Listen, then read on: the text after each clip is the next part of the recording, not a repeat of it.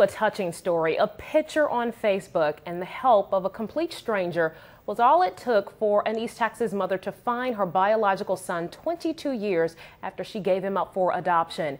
East Texas News 9's Leah Hughes was there for the emotional reunion this weekend. It's new at 6. 1 week ago, Cherie posted a picture of her infant son on Facebook, and 4 days later, she got a response. The very first time I had contact with him, he posted on my timeline, "Here I am, Mom." At 17 years old, Alvis gave her son up for adoption after he became ill and she could not take care of him. It was the hardest decision I have ever made in my life. It was something I did not want to do, but it was either give my son life with someone else, another family that could take care of him and actually give him an opportunity in life, or to let him die in my arms with me. And her now 22-year-old son, Clark Aldridge, says he's okay with it. She basically had to have another family keep me alive.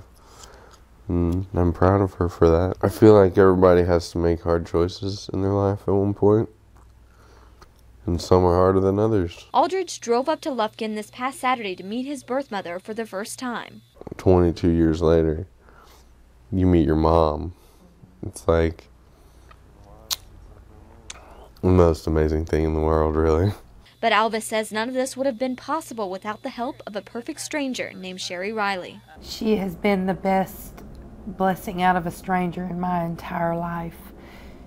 She wanted to assist me and help me for no reason at all and no money, and that's very rare these days.